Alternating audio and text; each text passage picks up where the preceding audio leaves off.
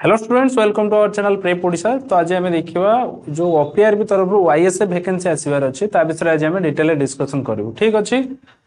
तो जो वाईएसएफ अच्छी वाईएसएफ कांस्टेबल तार को किए कंडक्ट करेबो ना ओपीआरबी कंडक्ट करेबो, जोटा कि हमर Odisha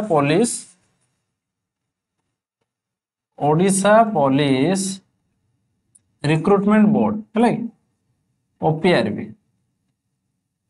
Odisha police recruitment board.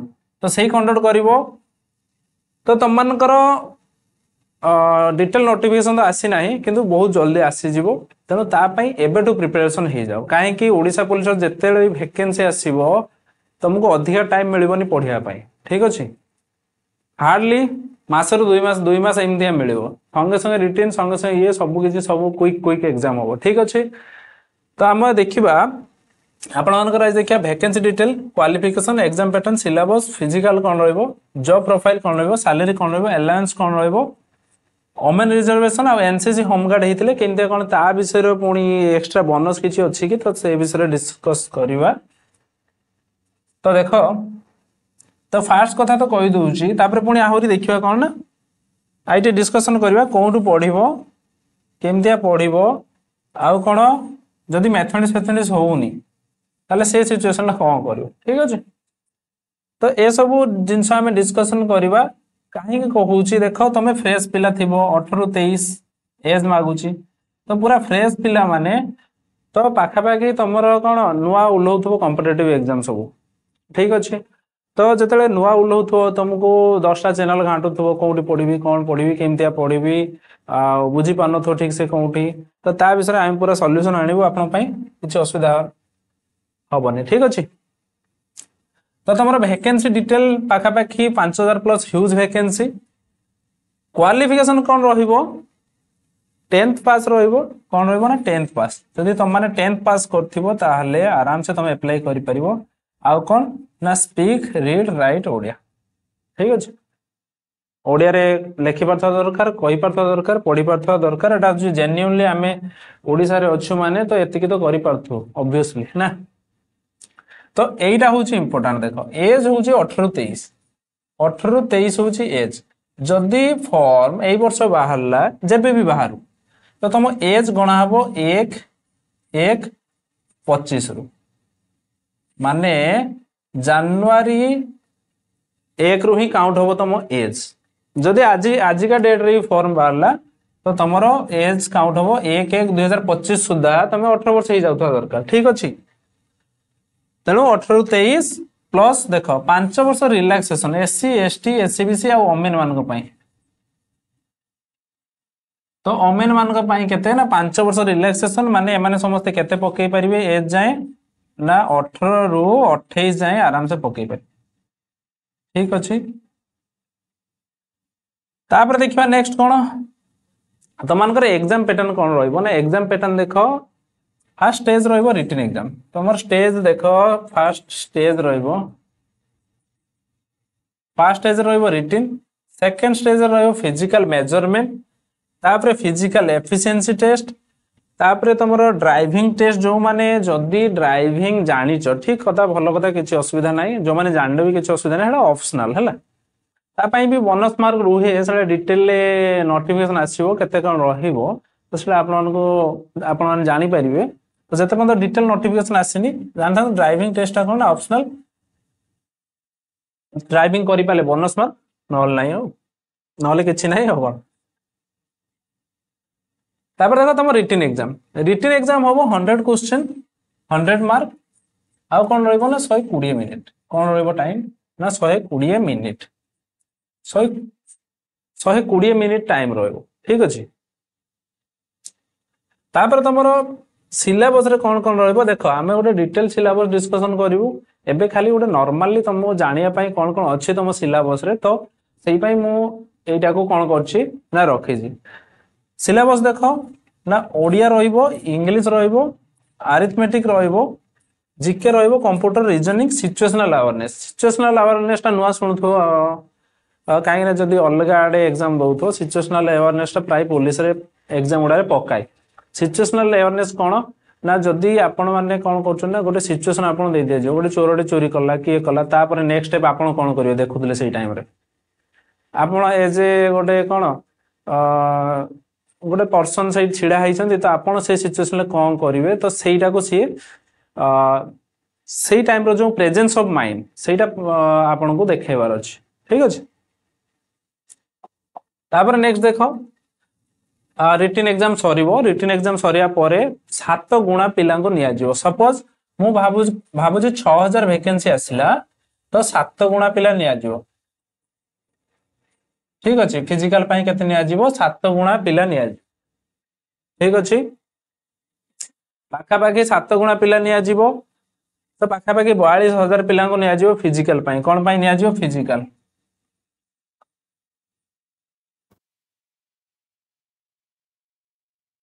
ठीक अच्छे तापर देखो तो फिजिकल पई तो निया जीवो तापर कोन करा जीवो ना तो आपण मानकर फिजिकल मेजरमेंट टेस्ट हो मेजरमेंट टेस्ट माने तो मानकर हाइट केते चेस्ट केते वेट केते एसो विषय माने आपण मानकर मेजरमेंट हबो तापर जाई कि फिजिकल तुमको टेस्ट हबो रनिंग फनिंग ठीक अछि तो देखो हम देखिया फर्स्ट जनरल कैटेगरी आ एससीबीसी मेन मानकर हाइट हेतिवा दरकार केते ना 168 सेंटीमीटर ओजन हेतिवा दरकार केते 50 केजी देखो एटा होची मिनिमम मैक्सिमम हेले चलिबो कि असुविधा नै 168 रु अधिक अछि ठीक अछि 55 केजी रु अधिक अछि ठीक अछि तापर देखंतु आपण मानकर छाती चेस्ट केते हेतिवा दरकार 79 सेंटीमीटर चेस्ट हेतिवा दरकार आ 5 सेंटीमीटर सबले फुलिया पई पड़िबो केते 84 सेंटीमीटर माने नॉर्मली चेस्ट केते रहिबा दरकार 79 फुलेला मात्र केते रहिबा दरकार 84 ठीक अछि तापर जो ओमेन अछंती यूआर एससीबीसी ओमेन तांको हाइट केते 158 वेट हेतिया दरकार केते 47.5 एससी एसटी मेन मानकर केते हाइट हेतिया दरकार 163 वेट हेतिया दरकार 50 केजी चेस्ट केते हेतिया दरकार 76 एक्सपांड करले केते होता दरकार 81 सेमदिया एससी एसटी ओमेन मानकर केते हेबो ना 153 हाइट वेट हेतिया दरकार केते 45 ठीक अछि क्लियर हे गेलो तापर नेक्स्ट देखो तमरा फिजिकल जो टेस्ट हो फिजिकल टेस्ट रे कोन होबो मेल मानक पई आ फीमेल मानक पई देखो बहुत देखिबा देखो फीमेल मानकर हाई जंप नाही ठीक अछि तो मेल मानकर देखो 1600 मीटर रनिंग 1600 मीटर रनिंग केते 6 मिनिट रे करि पारतो आगुर एटा 6.5 मिनिट थिला एमतिया 6.5 मिनिट सिविल कांस्टेबल रे भी आपण मानकर बाहर केते 6.5 मिनिट सिविल कांस्टेबल रे भी बाहर केते ना 6.5 मिनिट तापर देखो लॉन्ग जंप केते ना 4 मीटर करि पारतो दरकार डेई पारतो दरकार लॉन्ग जंप जानि पारछो लॉन्ग जंप ब्रॉड जंप जहा कहउछो को तो केते 4 मीटर हाई जंप केते ना 1.38 मीटर हाई जंप जानिछो समस्ते आ जदी फीमेल कैंडिडेट ही थाओ 1600 मीटर रनिंग केते 8 मिनिट 30 सेकंड रे 8 मिनिट 30 सेकंड बहुत भलो टाइमिंग अछि किछि असुविधा नाही आराम से रनिंग करि परिबो ठीक अछि